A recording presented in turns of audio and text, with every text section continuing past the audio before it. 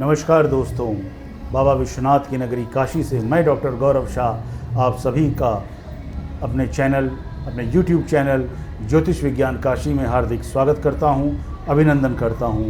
मेरे चैनल में आज पधारी हैं मेरी धर्मपत्नी श्रीमती अनुभा शाह जी, और मैं अनुभा जी का अपने चैनल में बहुत बहुत स्वागत करता हूं। स्वागत है आपका अनुभा जी मेरे चैनल में। धन्यवाद गौरव जी। आज भी इनकी कुछ क्वेरीज हैं ज्योतिष और उससे रिलेटेड विषयों पर। देखते हैं क्या पूछना है मैडम को। जी बताएं।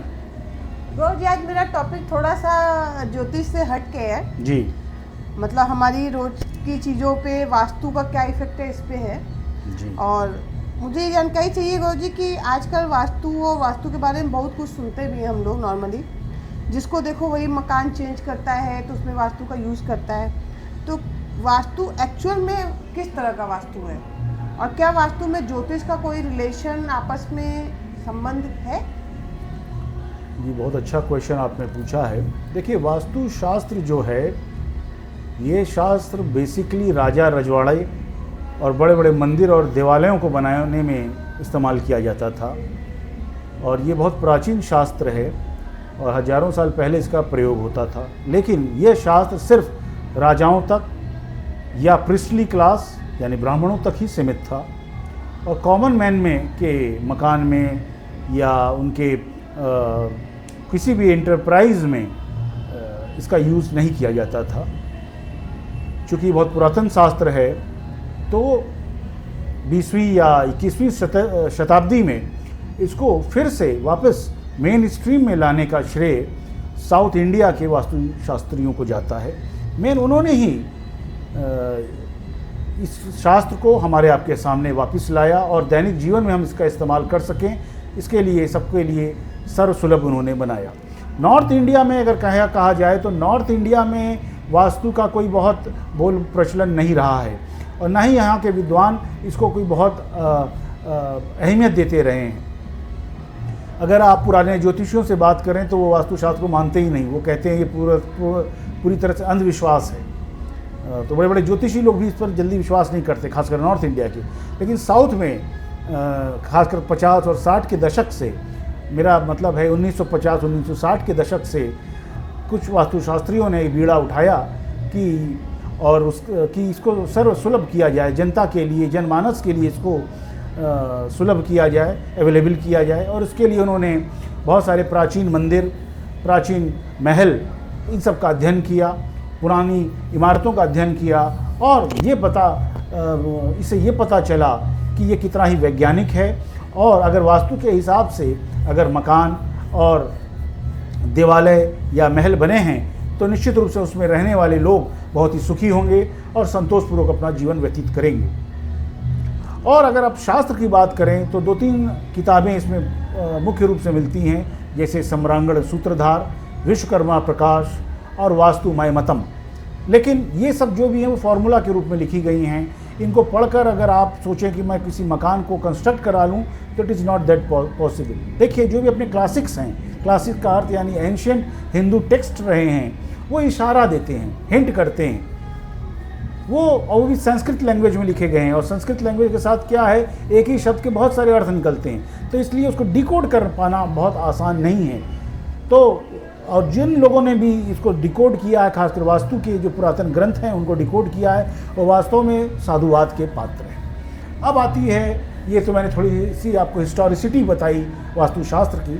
लेकिन अगर हम इसके उपयोग की बात करें तो देखिए, आजकल जैसे कि यूट्यूब पर और आपके फेसबुक पर और इंस्टाग्राम पर बहुत सारे वास्तुशास्त्रियों की बाढ़ सी आ गई, और सब ये कहते हैं आप ये कर लो, वो कर लो, मकान ऐसे तोड़ लो, मकान इस तरह से दरवाज़ा यहाँ कर लो, और देखिएगा आपके जीवन में चमत्कार होगा। देखिए, वास्तुशास्त्र एक शास्त्र जरूर है, लेकिन but it is not a magical pill.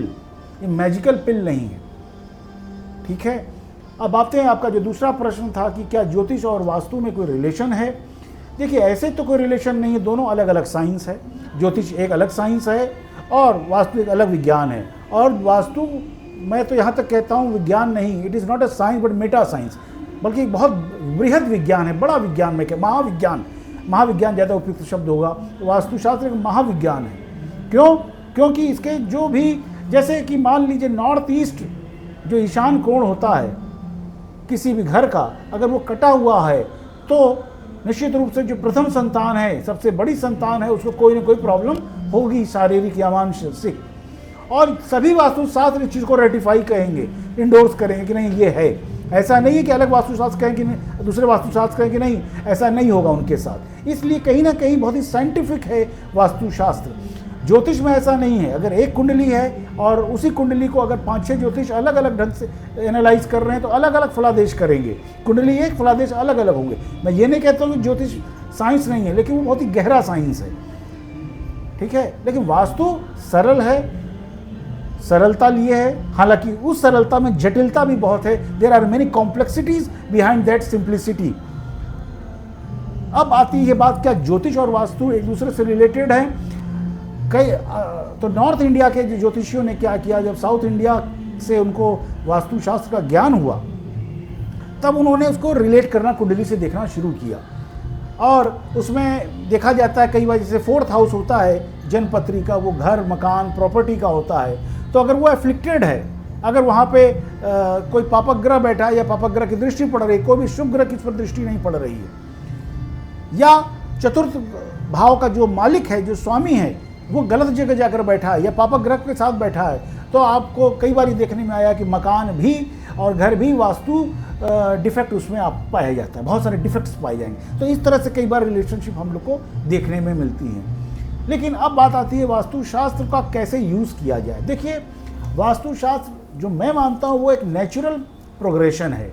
It is not a plastic progression या नेचुरल प्रोग्रेशन। और प्लास्टिक प्रोग्रेशन का अर्थ ये है, नेचुरल प्रोग्रेशन का अर्थ है कि मान लिया आपने एक मकान बनाया और उसके उत्तर पूर्व में संजोग से कुछ दिन बाद आप देखते हैं कि कोई अंडर वाटर टैंक बना दिया सरकार ने या बोरिंग बन गई, तो आप देखेंगे आपको उसका लाभ मिलने लग जाएगा, आपको धन का, वैभव का आपको लाभ मिलना है। लेकिन ये नेचुरल वे में हुआ है, आपने जानबूझ के नहीं बनाया है। और प्लास्टिक प्रोग्रेशन का अर्थ, अगर आप जानबूझ के कोई चीज़ करते हैं, मान लीजिए आपने एक मकान लिया, उसका दरवाज़ा सपोज करिए मिड नॉर्थ में है, बीचों बीच उत्तर में है, और आपने उसको वास्तु के हिसाब से उत्तर पूर्व में किया, तो वो रिजल्ट आपको नहीं मिलेंगे अगर वो नेचुरल रूप से पहले से ही उत्तर पूर्व में बना हुआ गेट बना हुआ को मकान मिलता। तो इसलिए मेरा ये मानना है कि आप परिवर्तन तो करें, वास्तु के हिसाब से अपना मकान तो बनाएं, लेकिन तुरंत आप ये आशा न रखें कि बहुत बड़ा चमत्कार हो जाएगा।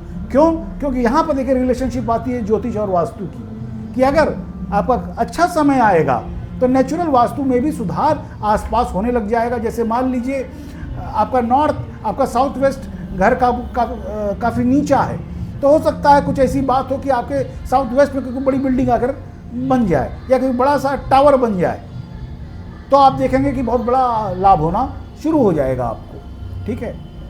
तो इस पर ज़्यादा फोकस करना चाहिए। हालांकि बहुत बृहद शास्त्र है, अब चूंकि आपने इस पर चर्चा शुरू कर दी है तो ये चर्चा ख़त्म नहीं होगी, चलती रहेगी, हम लोग इस पर चर्चा करेंगे। लेकिन मेरा ये कहना है कि आप जो भी मेरे दर्शक हैं उनसे मेरा ये रिक्वेस्ट है कि मेरा जो व्हाट्सएप नंबर है 7007411857, वहाँ पर आप अपनी समस्याएं भेजिए।